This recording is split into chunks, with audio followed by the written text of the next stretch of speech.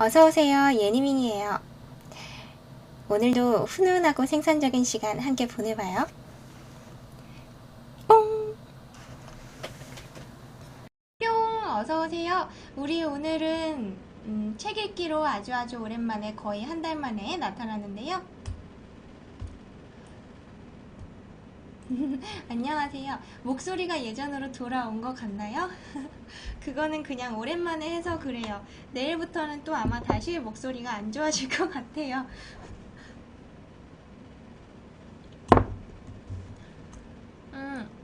오늘은 뭐 읽을 거냐면요. 짠! 오늘 읽을 책은요. 내일의 무게라고 하는데요. 이 책은 청소년 테마도서로 선정이 되어 있고요. 이런 여러 사람들이 김학찬, 김혜원, 오문세, 장주식, 전삼회, 정현철, 최성현 이런 사람들이 모여서 가까운 미래나 혹은 먼 미래에 관한 테마로 소설을 써놓은 작품집이에요. 문학동네에서 나온 깜빡하셨군요. 같이 어서오세요. 근데 그 중에서 제가 딱 작품 한 개만 넣어놨어요. 전삼혜 씨의 하늘의 파랑, 바다의 파랑이라는 책인데요. 전삼혜 씨가 뭐 하는 사람이냐면 여기 한 위에서 5번째쯤에 나왔네. 2010년에 등단한 분이에요. 대산대학 문학상을 수상하며 2010년에 그럼 대디? 젊은 분이네요. 자, 아무튼 여러분이 쓴 책을 한번 볼게요. 내일의 무게 중에서 시작해볼까요? 추천 뽕! 어서오세요.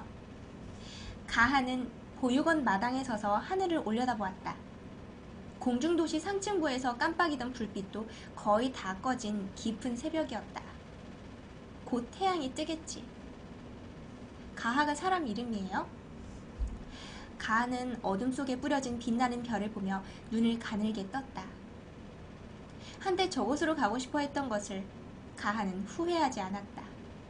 그러나 지금 공중도시에서 가장 낮은 곳으로 가는 것도, 어쩌면 땅 위에 발을 디뎌야 할지도 모르는 생활을 택한 것도 가하는 후회하지 않았다. 뭔가 먼 미래 이야기 같아요. 보육원 정문 앞에 배웅 나온 비호수사가 손을 흔들었다. 가하는 눈을 감았다 떴다. 경비대 기숙사로 가져갈 짐은 가방 몇 개로 충분했다. 더 낮은 곳으로 가는 발걸음이 즐거운 것은 처음이다. 아니, 처음이 아니다. 안녕, 잘 있어. 아마 지금쯤 나루는 해저 중앙도시로 가기 위해 집을 나섰을 것이다. 이제부터 배경 설명이 나오네요. 만년 전, 끝없이 멀어지기만 하던 대륙들은 지각 변동을 통해 다시 한 점으로 몰려들기 시작했다. 대륙은 지구가 처음 생겨났을 때처럼 하나의 거대한 판게아로 바뀌어갔다. 숱한 지진과 화산 폭발로 지구의 몸이 흔들릴 때마다 대기가 바뀌고 기온이 바뀌었다. 사람들은 더 이상 인간이 만물의 영장임을 선언하지 않았다. 대기 중에 산소 농도가 짙어지자 곤충들의 몸집이 빠르게 커졌다.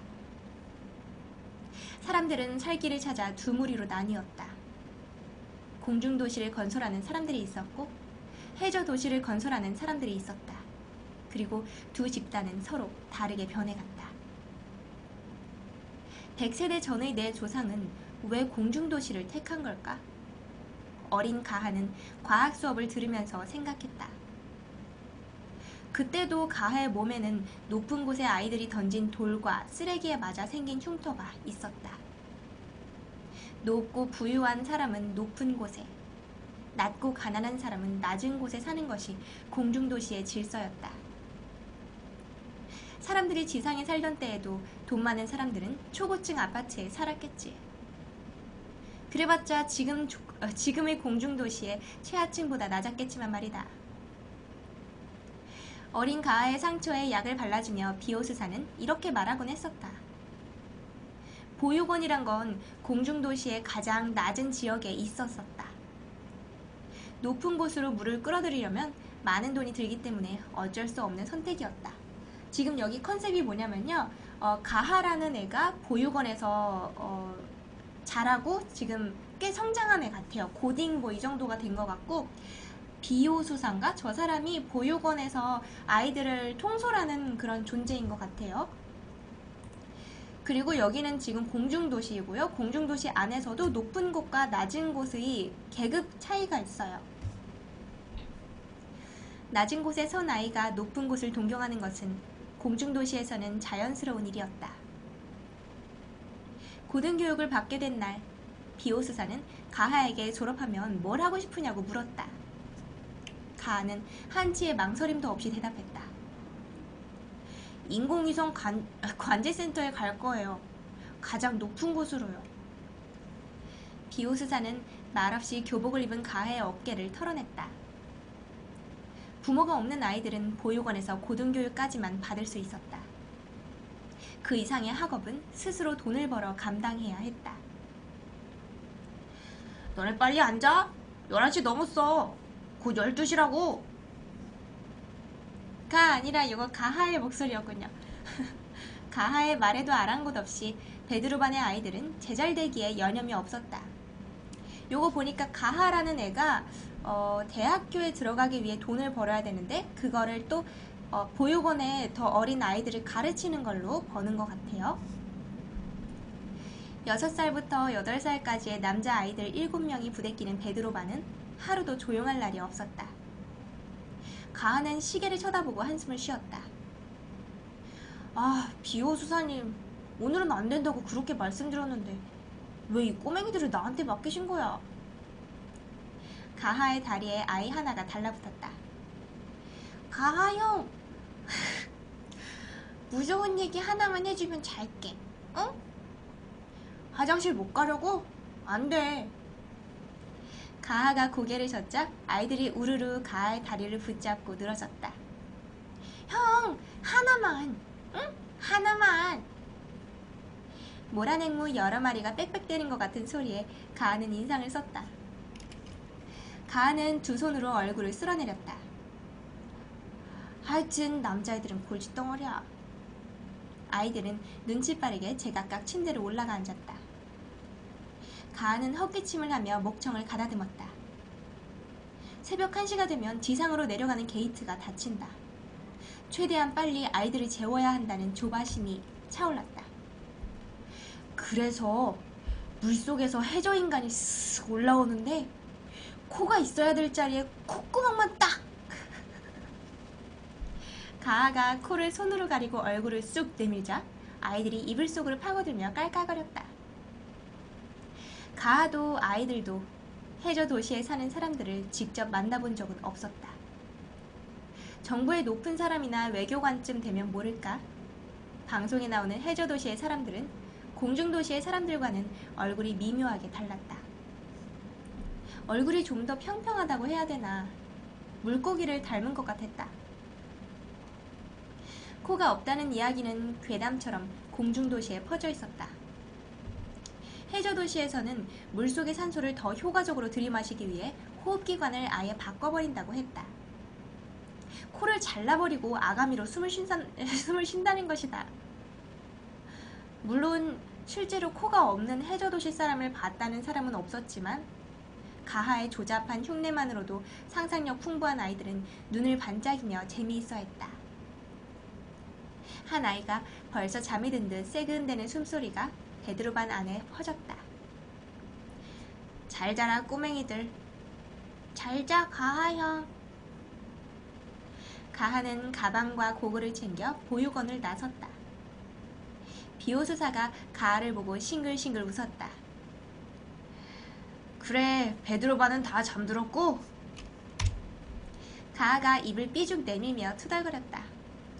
네, 아주 잘 잠들었으니까 걱정 마세요. 아무튼 다녀올게요. 신발끈이 잘 매지지 않았다. 가하가 신발끈을 쭉쭉 잡아당겨 푸는 사이 비호수사가 나지막하게 말했다. 미안하다. 밤마다 나가게 해서. 가하는 어깨만 으쓱해 보였다.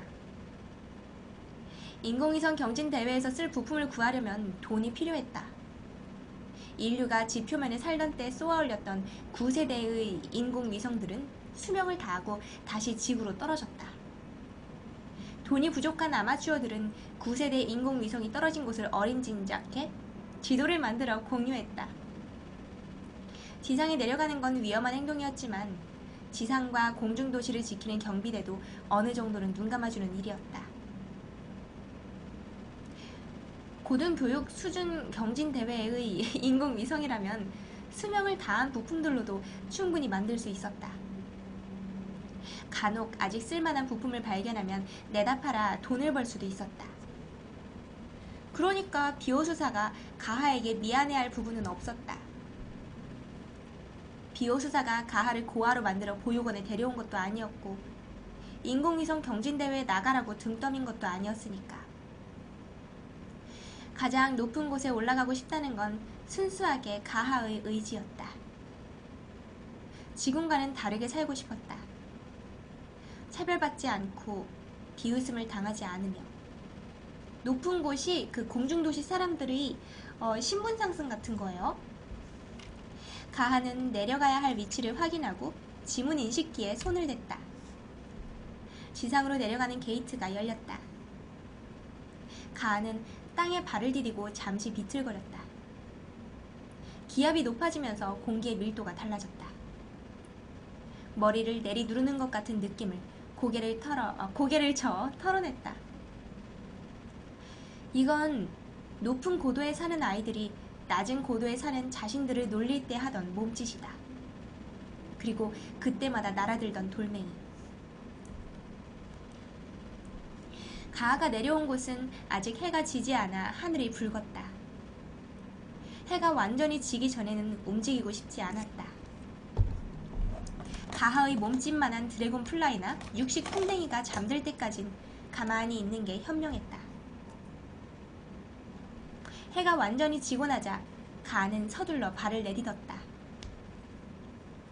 이번에 떨어진 9세대 인공위성은 비교적 최근에 만들어졌기 때문에 누가 주워가기 전에 서둘러야 했다.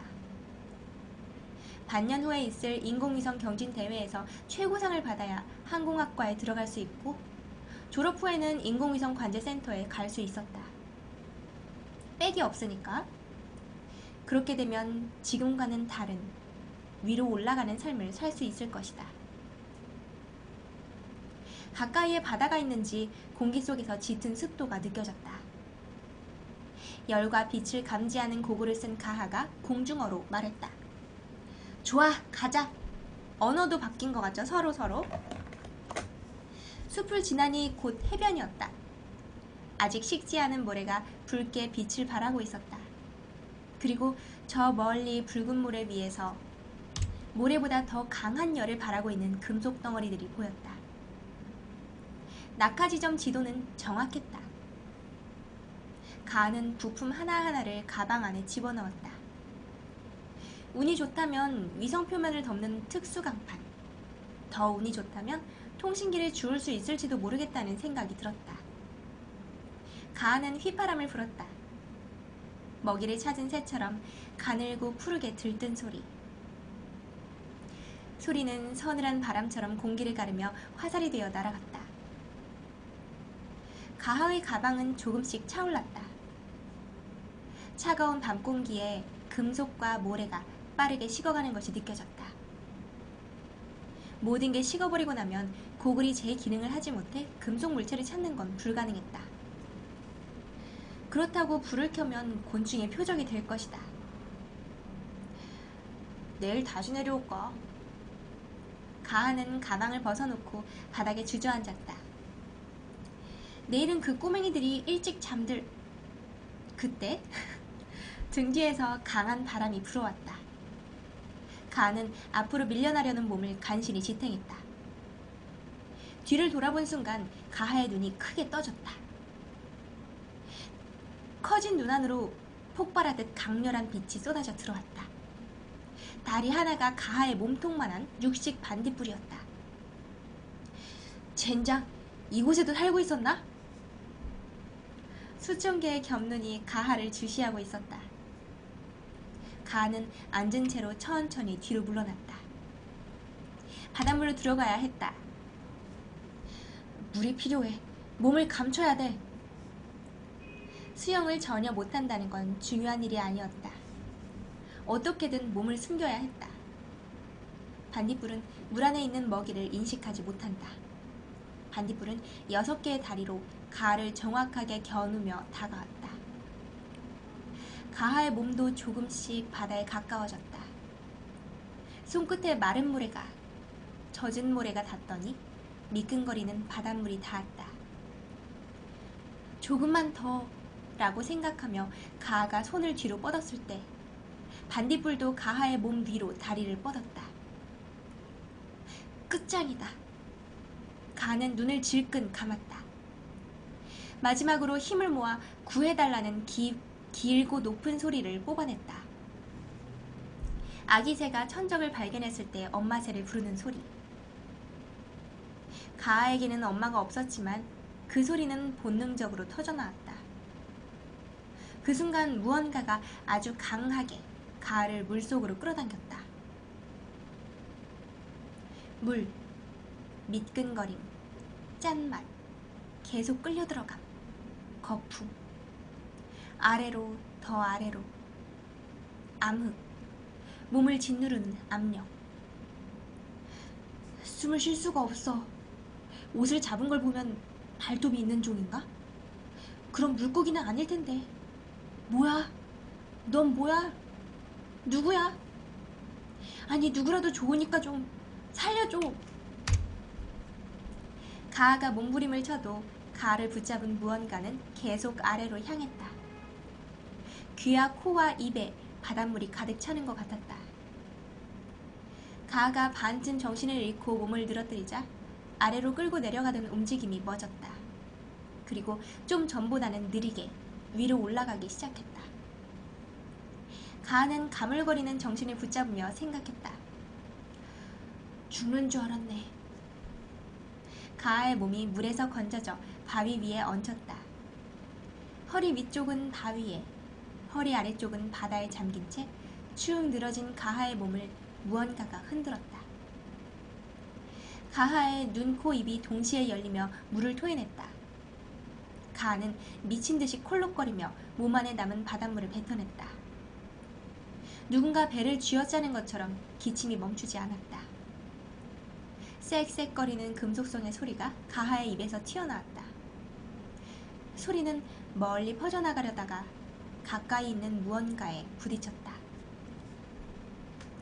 가하는 간신히 눈을 떴다. 수면 위에 까맣고 긴 머리카락이 넘실거리고 있었다. 사람. 아마도 사람이었다. 가하는 기침을 멈췄다. 그 애가 귀에서 손을 뗐다. 여자아이였다. 아이의 까만 눈동자가 한심하다는 듯 가하를 보고 있었다. 갑자기 여자아이가 손을 뻗어 가하의 얼굴을 만졌다. 따뜻하지만 가하의 체온보다는 낮은 손끝이 가하의 콧날, 눈, 귓가를 넘나들었다. 익숙하지 않은 접촉에 가하는 당황했지만 고개를 돌리지는 않았다. 까만 머리카락을 귀 뒤로 쓸어넘긴 여자아이가 입을 벌렸다. 입을 열었다.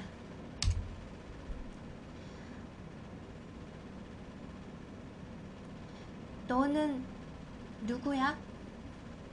말이었다. 해저도시와 공중도시 사이에 공용어로 쓰이는 언어. 그 애는 부드러운 목소리로 가하에게 누구냐고 물었다. 가하가 대답하지 않자 여자아이가 다시 말했다. 나는 나루야. 해저도시에 살아. 아픔과 추위, 눈앞에 있는 여자아이의 정체에 대한 호기심, 난감함, 물에 흠뻑 젖은 옷의 무거움. 공용어로 다 표현하기엔 너무 복잡한 감정들이었다.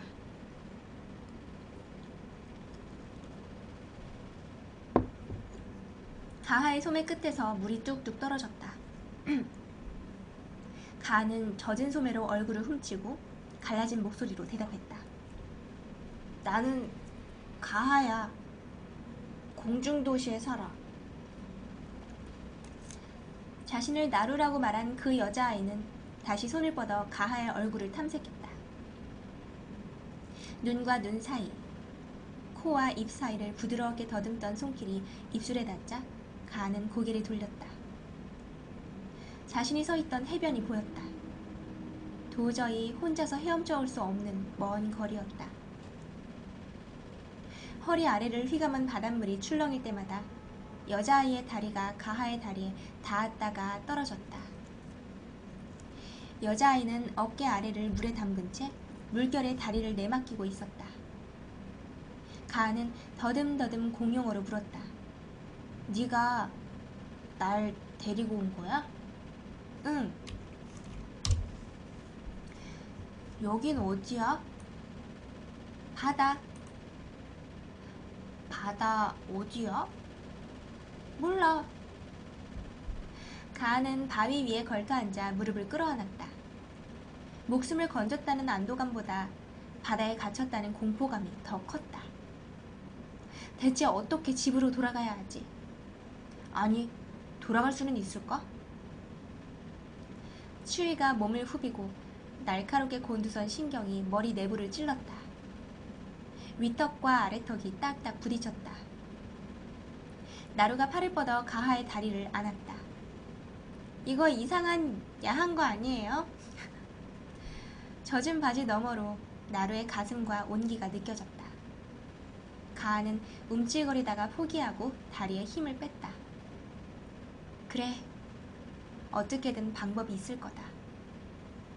육지는 멀었고 어두운 밤이었다. 날이 밝기를 기다리는 수밖에 없었다. 그나저나 이 여자애는 왜 돌아가지 않는 거지? 해저 도시에 사는 사람들은 물 밖으로 나오는 일이 별로 없을 텐데. 가하는 공용어로 자기의 생각들을 표현하는 게 무리라고 판단했고 그 대신 몸으로 말했다. 나루의 어깨를 툭툭 치고 나루와 시선을 맞추고 물 아래를 손으로 가리켰다. 그러자 나루가 대답했다. 새벽에는 큰 물고기들이 돌아다녀. 해가 뜨기 전에는 못 들어가. 가하가 고개를 끄덕였다. 그러면 우리는 둘 다 해가 뜰 때까지 여기 있어야 하는 거구나 하고 한숨이 나왔다. 외국인 혹은 외계인.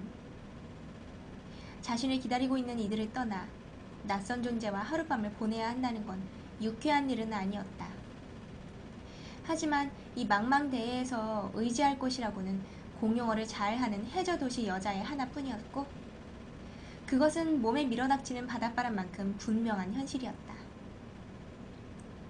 그때 물 아래에서 강한 진동이 느껴졌다. 나루가 흠칫 몸을 떨었다. 그러고 보니 아까 큰 물고기들이라고 했지. 가하는 몸을 웅크려 바위 위에 자리를 만들었다. 그리고 손을 뻗어 나루를 잡았다. 이 위로 올라와. 같이 있자. 아침까지. 나루가 바위 위로 올라왔다. 발가락 사이에 물갈퀴를 보고 가하는 입을 벌렸다. 정말이구나. 우리와는 다르구나. 나루는 젖은 머리카락을 비틀어 짜며 가하를 보았다. 무언가를 묻듯이 빤히 바라보는 나루의 표정에 가하는 괜히 얼굴이 붉어졌다. 나루가 말했다. 안 들려? 아, 해저 도시에서는 음성이 아니라 생각으로 서로 대화한다 그랬었지. 나루는 아마도 가하에게 무슨 말인가를 걸고 있었던 모양이었다. 가하는 고개를 저었다. 안 들리는구나. 나루는 그렇게 생각한 듯 가하에게 몸을 기댔다. 소금기 어린 바람이 두 개의 몸을 스치고 잡아당기고 밀었다. 아마도 해가 뜨고 나야 위로 돌아갈 수 있겠지. 구조탄을 써야겠다. 가하는 주머니 안에 들어있는 구조탄을 만지작거렸다. 날이 밝을 때까지 둘은 공용어로 서툰 대화를 나눴다. 가하가 물으면 나루가 대답했고 나루가 물으면 가하가 대답했다. 언어가 충분하지 못해 질문은 언저리를 맴돌다 떨어졌고 대답은 가닿지 못했다. 경비대에게 구조되고 왜 위험하게 바다 한가운데에 있었냐며 신나게 혼이 난 후 가하는 반성문을 썼다. 함부로 바다에 뛰어든 것에 대한 반성이었다. 경비대원 도규는 자신이 빌려준 헐렁한 티셔츠 차림인 가하를 보고 피식 웃었다. 물에 빠진 생쥐가 따로 없더라 너. 그렇게 작아서 누가 만 17으로 보냐? 도균형, 옷 빌려준 건 고마운데 시비는 걸지 마요. 저는 언어가 딸려서 반성문 쓰기 되게 힘들거든요. 입만 살아 나불대지 라고 말을 하면서도 도규는 세탁한 가하의 옷을 가져다 주었다. 해변에 둔 채 잊어버린 가방도 함께였다. 가하의 눈이 반짝였다. 형 최고! 완전 사랑해요. 이거 내 목숨만큼 귀중한 건데. 목숨만큼 무겁기는 하더라. 인공위성 부품이지? 안 가져오면 네가 또 내려가서 사고 칠 것 같아서 특별히 챙겼지. 고마워요 진짜로. 가하는 가방을 받아 한쪽에 놓았다. 도규는 반성문을 쓰는 가하에게 물었다. 항공학과에 가겠다는 애들은 많은데 너처럼 목숨 걸고 애쓰는 애는 처음 봤다. 대체 이유가 뭐냐? 가하는 연필을 쥔 손을 멈추고 도균을 물끄러미 올려다보았다. 누구나 비슷하지 않아요? 위로 올라가고 싶은 거. 그러니까 왜 올라가고 싶냐고. 구야. 가하는 다시 손을 움직였다. 잘못했습니다. 다시는 그러지 않겠습니다. 반성의 말을 기계적으로 써나가며 가하는 중얼거렸다. 계속 다른 사람들을 올려다보면서 살고 싶진 않아요.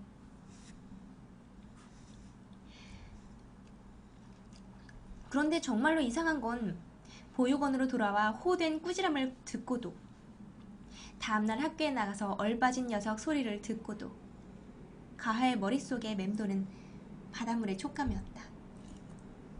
손을 뻗으면 손끝에 닿는 것처럼, 누워있으면 옷에 스며드는 것처럼 생생했다. 아니, 바닷물보다는 뜨거웠다. 체온이었다.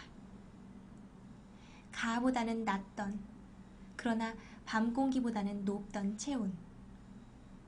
그리고 바위에 낀 이끼만큼 부드럽게 흩어지던 목소리. 나는 나루야. 사랑에 빠졌죠, 첫사랑에. 바다는 어둠이었다. 아래로 내려갈수록 높아지는 압력, 낮아지는 수온. 비틀린 듯 이상하게 생긴 물고기들. 어둠은 언제나 무서웠다. 엄마와 아빠는 어둠 속에 있었다. 가까이 가면 더 어두운 곳으로, 더 먼 곳으로 사라졌다. 그런데 그 어둠 안에 사는 사람을 만나게 될 줄이야. 해저 도시에 살아. 다리에 닿던 부드러운 감촉, 어깨에 닿던 까만 머리카락. 새벽 추위를 피하기 위해 가까이 붙어 앉았던 시간. 공용어가 그렇게 다정한 언어인 줄은 몰랐다. 바닷물의 무거움이 부드럽게 느껴질 수 있다는 것도 상상해 본 적이 없었다. 어쩌다가 이렇게 된 걸까? 가하는 인공위성 부품을 닦던 손으로 머리를 감쌌다. 그리고 책상을 뒤져 공용어 교과서를 찾았다. 어서오세요. 일주일이 지나 가하는 다시 지표면으로 내려갔다. 해변을 서성거리다가 크게 심호흡을 하고 바닷물로 들어갔다. 몸에 와닿는 묵직하고 거대한 어둠이 가하를 받아 안았다. 처음으로 가하는 사람이 몸에 힘을 빼면 물 위에 뜬다는 것을 알았다. 물 위에 뜬 채로 하늘을 보자 몸은 천천히 조류를 따라 나아갔다. 공중도시에서 볼 때도 물 위에 누워서 볼 때도 하늘은 아득하게 멀고 멀었다. 기분이 나쁘지 않아서 가하는 눈을 감았다. 밤이 깊어지기 전 가하는 쉼과 헤엄을 반복하며 바위에 닿았다. 만나서 반가워. 이 말을 하고 싶어서. 가하의 수영 실력과 공용어 실력은 빠르게 늘어갔다. 학교가 끝나면 보육원으로 돌아와 저녁 때까지 잠을 잤다. 일주일에 한 번씩 해가 지면 지표면으로 내려와 부품을 줍고 밤이 깊어지기 전 바위까지 헤엄쳐 갔다가 나루를 만나고 돌아왔다. 가하의 팔에는 조금씩 근육이 붙었다. 그러나 가하의 발가락 사이에 물갈퀴가 돋는 일은 없었다. 어릴 적 새가 되고 싶다고 아무리 간절하게 기도해도 등에 날개가 돋아나지 않았던 것처럼. 다음 만남을 기다리는 시간이 너무 길어서 가하는 공용어로 쉽게 대화할 수 있는 사이트를 찾아냈다. 뭐 구글 트랜스 뭐 이런 건가 봐요. 가하와 나루는 서로가 나눌 수 있는 수많은 이야기를 나눴다. 무엇을 좋아하는지, 사는 곳은 어떤지, 꿈이 무언지. 나루는 해저도시의 심해조사연구원이 되고 싶다고 했다. 그러려면 졸업 후에 호흡기관을 바꾸는 아가미 수술을 받아야 한다고 했다. 어서오세요. 자신은 고래증후군이라는 병이 있기 때문에 계속 수면 위로 올라와 지상의 공기를 마셔야 한다고. 고래증후군을 고쳐야만 심해조사연구원이 될 수 있다고 했다. 화면에 가득 메운 나루의 말을 읽다가 가하는 다른 창을 띄워 고래증후군에 대해 찾았다. 고래증후군. 심해와 해수면을 지속적으로 오가며 신체의 균형을 맞춰야 하는 병. 해저도시에서만 발병되며 아직 정확한 원인은 파악 불가. 아가미 수술을 통해 치료할 수 있다. 나루는 일종의 장애를 안고 있는 셈이었다. 나루는 보다 더 물고기에 가까워지기 위해 애쓰고 있었다. 그렇다면 나는? 가하는 자신의 손바닥을 내려다보았다. 한때 손 대신 날개가 달리게 해달라고 빈 적이 있었다. 새가 되고 싶었다. 생물은 어류에서 양서류로, 파충류로 진화했고 포유류와 조류로 나뉘었다. 포유류는 새가 될 수 없다. 하지만 공중도시의 사람들은 조금씩 변해가고 있었다. 최상층 아이들의 골밀도가 환경에 적응하기 위해 점점 낮아지고 있다는 연구 결과가 끊임없이 쏟아져 나오고 있었다. 꼭 최상층에서 태어나지 않아도 기압이 낮은 곳에서 오랜 시간 생활하면 골밀도는 변한다. 3년간 우주와 관제센터를 번갈아가며 근무한 사람들의 골밀도가 줄어들었다는 최신 연구 결과가 창에서 반짝이고 있었다. 높은 곳에 한번 적응한 골밀도는 다시 높아지지 않을 것이다. 그러면 지상의 압력을 견디지 못할 수도 있다. 지표면에서 걷고 달리고 구르기라도 하면 뼈가 부러질 수도 있다. 다시는 내려갈 수 없을지도 모른다. 다시는. 나루를 만나지 못할지도 모른다. 서로가 자기의 세상에서 살아남기 위해서 서로가 멀어지는 방향으로 바뀌고 있죠.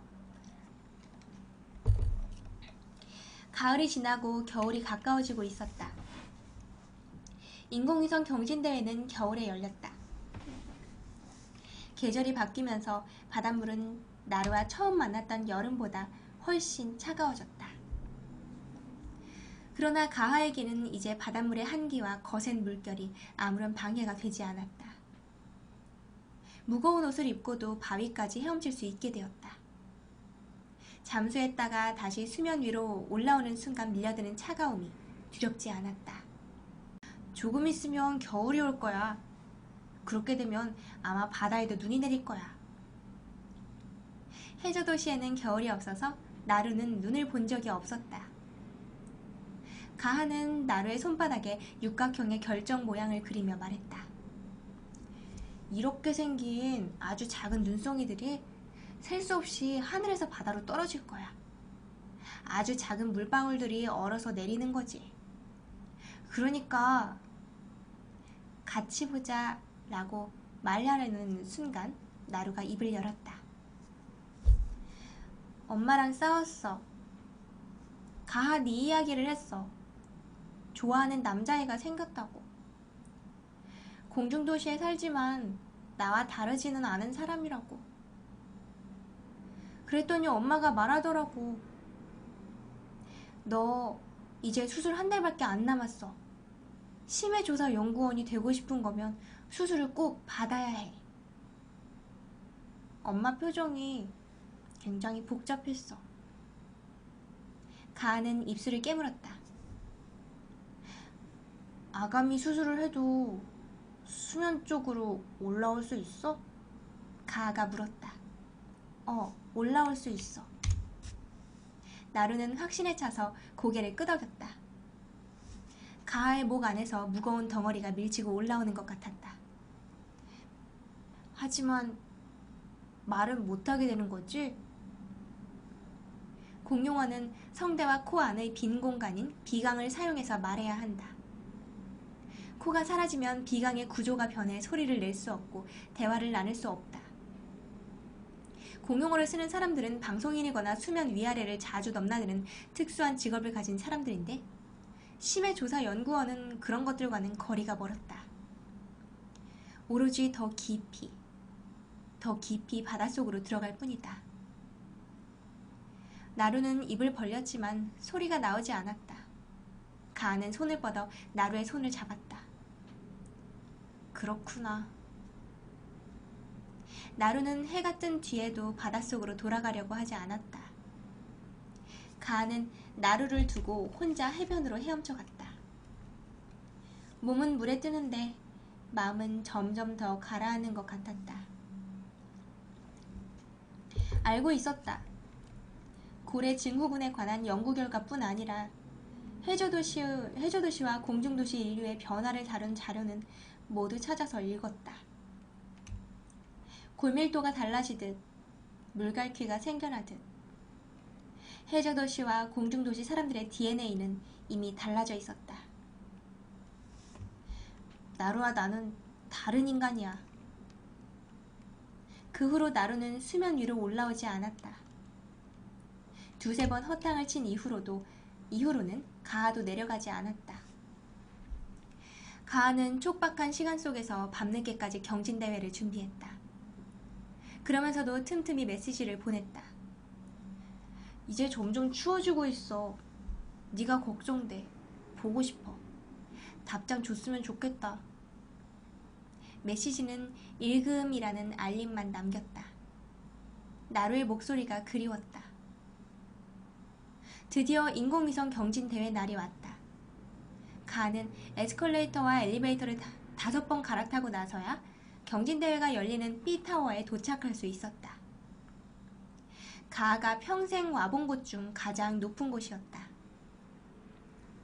참가자들의 학교와 지역에 실린 명단을 보고 가하는 자신이 여기 모인 50명의 아이들 중에서 가장 낮은 곳에 살고 있는 사람이라는 걸 알 수 있었다. 가하는 주변의 사진을 찍어 나루에게 메시지를 보냈다. 하늘은 흰빛과 푸른빛의 경계에 걸쳐 있었고 건물들은 높이 솟아 있었다. 가장 높은 곳에 관제센터가 있었다. 사람들의 모습을, 건물을 가하는 나루에게 보냈다. 경진대회는 닷새 동안 열렸다. 첫째 날 저녁까지 인공위성 발사체를 만들고 다음날 아침 동시에 발사하고 궤도에 올라 통신이 되는지까지를 확인해야 했다. 가하는 배정받은 방에 가서 짐을 풀어놓았다. 배터리가 다 떨어져 가하의 단말기는 불통이었다. 가하는 식당 근처에 있는 공용 단말기를 이용해 음성 메시지를 틀었다.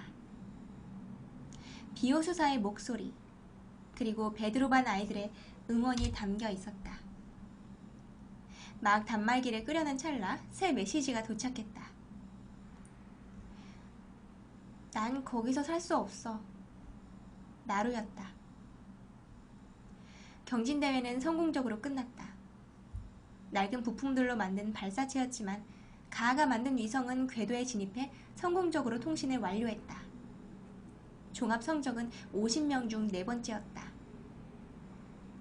최고상은 못 받았지만 항공학과에 지원할 때 가산점은 얻었다. 게다가 심사위원 중 한 명이 가하에게 연락처를 주었다. 특별 장학재단을 설립하려고 하는데 생각이 있으면 연락을 달라고 했다. 가하는 심사위원의 연락처를 단말기에 저장했다가 곧 지워버렸다. 단말기 바탕화면은 수평선 위로 마케가 떠오르는 바다 모습이었다. 어느 새벽 가하가 찍은 사진이었다. 나루와 만나던 바위 위에 서서 바라본 바다는 끝도 없이 넓고 아득했다. 이 어딘가에 나루가 있을 거라는 생각에 가하는 밤새도록 바위 위에 앉아 있었다. 빛이 새벽 하늘을 가를 때 가하는 나루가 오지 않을 거라는 걸 알고 사진을 찍었다. 말해주고 싶었다. 오래도록 공중도시의 가장 높은 곳에 가는 걸 꿈꿔왔지만 이제는 하늘이 아니라 아래쪽을 내려다보는 일이 더 많아졌다고. 바다가 더 이상 무섭지 않다고. 바다가 어둠이 아니라는 걸 나도 이제 알게 되었다고. 어둠 속에 너를 두고 싶진 않으니까 나는 이제 바다가 어둠이라고 생각하지 않을 거라고. 가하는 저지대로 돌아왔다. 학교에 가서 인공위성 경진대회 성적표를 제출했다. 최고상이 아니어서 안타깝다는 선생님의 말에 희미하게 웃으며 그러게요 라고 대답했다. 이제 어떻게 할 거니? 라는 말에는 침묵을 지켰다. 보육원은 조용했다. 밤이 늦어 아이들은 모두 잠들어 있었다. 가하는 비호 수사의 방으로 갔다. 수사는 가하에게 자리를 내주었다. 4등이라니 잘했구나. 학비는 어떻게든 해결할 수 있지 않을까? 너는 재능이 있으니까 말이지. 신부님, 저요. 가하는 무릎 위에 가지런히 얹은 자신의 손을 무릎 아래로 보이는 맨발을 내려다보았다. 물갈퀴가 없었다. 손에는 깃털이 없었다. 어류도 조류도 아닌 모습. 그렇다고 나루와 완전히 같지도 않은 모습. 경비대에 들어갈래요. 비호수사의 표정이 착잡함으로 어두워졌다. 높은 곳에서 일할수록 좋은 직업이라는 게 공중도시 사람들의 일반적인 생각이었다. 지상까지 내려가서 때론 위험을 무릅써야 하는 직업. 사람들은 경비대를 그렇게 생각했다. 공중도시의 가장 어둡고 낮은 곳에서 도시와 사람들을 지키는 사명을 감당하지만 누구도 원하지는 않는 일. 가하야, 좋아하는 여자애가 생겼어요. 비호수사의 표정이 묘해졌다. 그게 경비대하고 무슨 상관이냐? 가하는 피식 웃었다. 말을 해놓고도 이상하다는 생각이 들었다. 그렇지만 수사님은 신을 사랑하기 때문에 수사가 되신 거잖아요. 신을 사랑하니까 이렇게 말썽 많은 어린애들도 돌보면서 사는 거잖아요. 그렇게 따지면 저도 같아요. 따지고 보면 더 나은 삶을 향한 집착, 높은 곳을 향한 동경, 신을 향한 숭배, 한 여자애를 향한 설렘, 불쌍한 사람을 향한 연민, 모두 애정이잖아요. 애정으로 장래를 선택한다는 거 그렇게 이상한 일은 아니잖아요. 그러니까 저는 경비대에 들어가고 싶어요. 공용어도 아닌데 왜 이렇게 생각을 표현하는 게 힘이 들까요? 차라리 나루하고 이야기할 때는 쉬웠어요. 공용어로 하지 않아도 서로의 마음이 다 전해지는 것 같았거든요. 솔직히 저 공부 아주 잘하는 애는 아니잖아요. 공용어도 엉망진창인 나루는 이해하는 것 같았어요. 저도 나루가 무슨 생각을 하는지, 저는 해저도시에 사는 것도 아닌데 이해할 수 있었어요. 인정받고 싶어서, 더 이상 낮은 곳에 살고 싶지 않아서 관제센터에 들어가서 인공위성을 만들고 싶었어요. 어서오세요. 그런데 이제 제가 저를 인정해도 되지 않을까 싶어서요. 제가 바다를 좋아한다는 거, 제가 좋아하는 여자애가 바다에 산다는 거, 그러니까 바다와 가장 가까운 곳에서 일하고 싶다는 거, 여기까지 다 속으로 생각한 거죠. 그 애가 정말 좋아요. 가은은 달력에 표시해둔 날짜를 보았다. 경비대에 들어가기로 마음먹은 이상 고등교육을 더 받을 필요는 없었다. 경비대 기숙사에 들어가서 경비대 학교를 다녀도 충분했다. 달력에 표시해둔 날짜는 나루의 수술 날짜였다. 졸업 축하한다는 메시지를 보냈지만 나루는 답장이 없었다.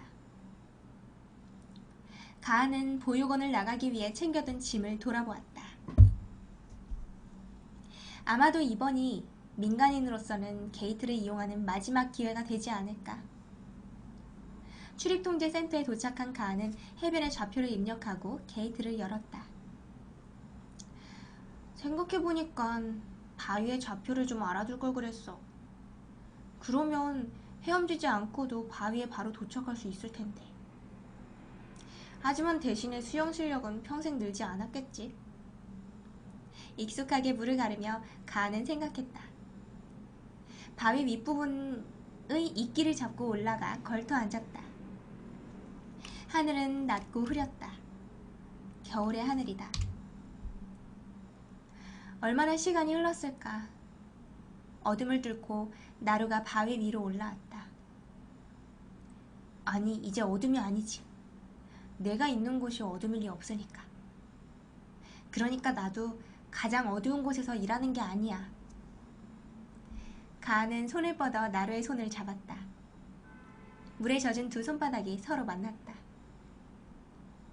나루야, 나 경비대 들어갈까?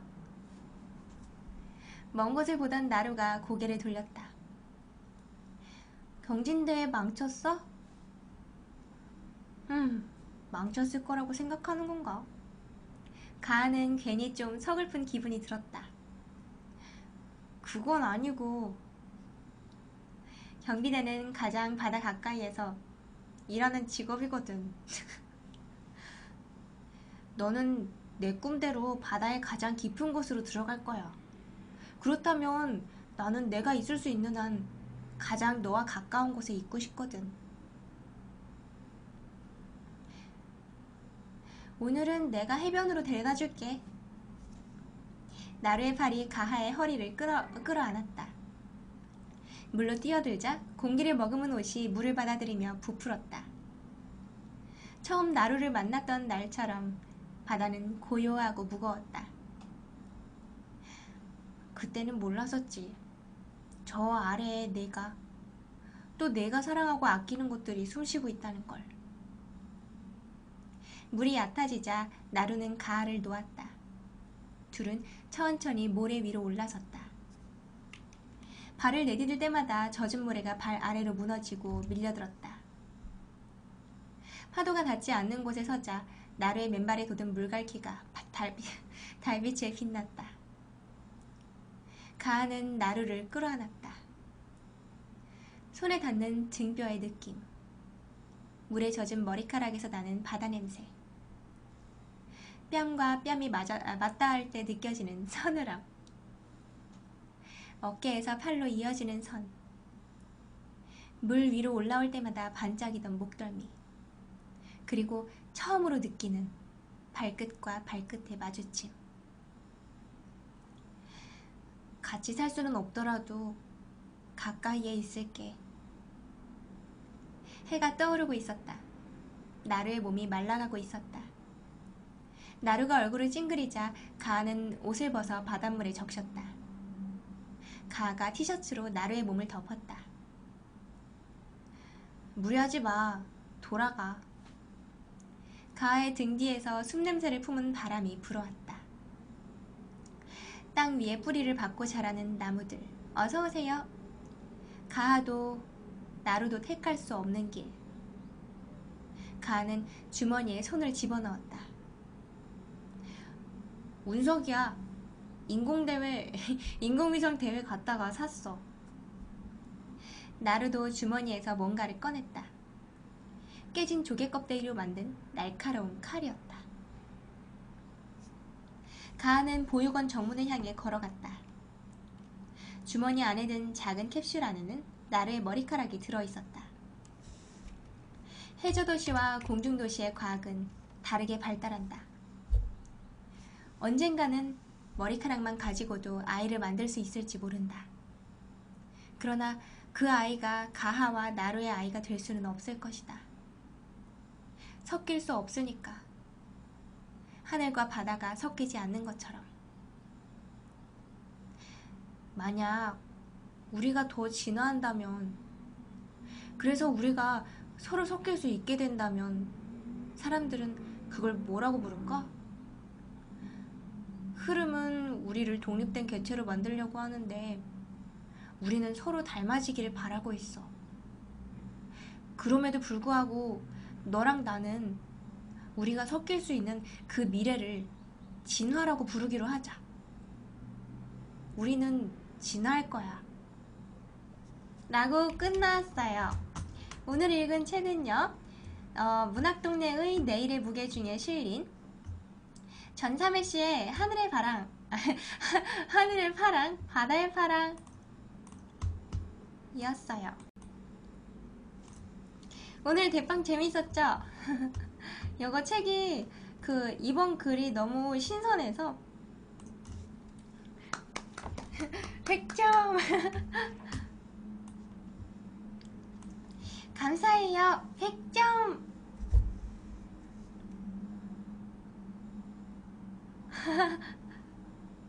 방종인가요? 모르겠어요. 일단은 녹화는 좀 여기서 끌게요. 우리 책 읽녀 반 여러분들아, 다음 시간에 만나요. 안녕. 어서오세요. 수습 뿅. 수다 떨려고 나타났어요. 되게 오랜만에 왔죠. 오늘이 305일 차예요? 그랬군요. 305일 축하 감사해요, 매니저님.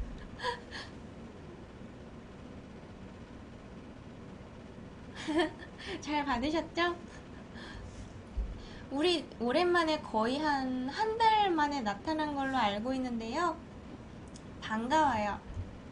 근데 제가 여기 지금 뒤에 보시면 알겠지만 배경이 막 바뀌고 여기 카메라 앵글도 바뀌었죠? 이사를 해가지고, 그래서 그동안 또 시험도 한 3개 쳤어요. 그래서 시험도 3개나 치고 이사하고 하느라고 방송을 잠깐 못했었어요. 오늘부터 다시 나타날게요. 아마도 한동안은 월수금 낮 1시에 나타나 볼까 해요. 근데 제가 얼굴이 길쭉해 보이는 거를 안 좋아해서 이렇게 카메라를 정면에 안 놓고 싶었거든요. 그래서 예전에도 카메라를 측면에 놓았잖아요. 이렇게 측면으로 보면 얼굴이 좀 동그래 보이니까. 그랬는데 여기는 뭔가 구조상 측면이 안 되고 정면만 되더라고요. 할 수 없죠 뭐. 아무튼 우리 오늘은 뭐 할 거냐면요. 선생님, 오늘 책 읽기를 할 건데요. 잠깐 수다는 마지막에 넣도록 할게요. 수다만 여러분들아, 다음에 만나요. 안녕. 수수? 거꾸로 됐네요, 방정송. 10년이 가던 너를 사랑해, 구해줘 내 마음, 팔딱팔딱 뛰는 가슴.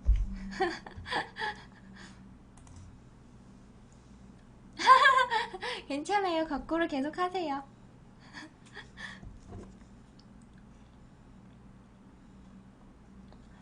다시 하나요? 거꾸로 해도 괜찮은데. 그래요. 1초라도 안 보이면 조조한데 삼촌은 어떻게 기다려. 이야 이야 이야 이야 사랑해 널 사랑해. 오늘은 말할 거야. 60억 지구에서 널 만난 건 럭키야. 사랑해. 여기저기 한눈 팔지 말고 나를 봐. 좋아해. 나를 향해 웃는 미소 매일매일 보여줘. 팔딱팔딱 뛰는 가슴 구해줘. 오 내 마음 10년이 가도 너를 사랑해. 오늘 오랜만에 방청송 했더니 가사도 잘 생각이 안 나네요. 한 달 만이라. 오늘도 너무 재밌었어요. 생산적인 시간 잘 보냈고요. 덕분에 같이. 이제 우리 방송 끈 다음에 저 에어컨 좀 켜야겠어요. 좀 덥네요. 고생하셨어요. 오늘도 함께 해주셔서 감사하고요. 마지막까지 계셔주셔서 감사하고요. 우리 수요일날 밤 언제 해볼까요? 수요일날 밤 8시에 만나기로 해요. 그러면 이쯤에 가보겠습니다. 책임녀 반 여러분들은 다음 시간에 만나요. 안녕. 슬슬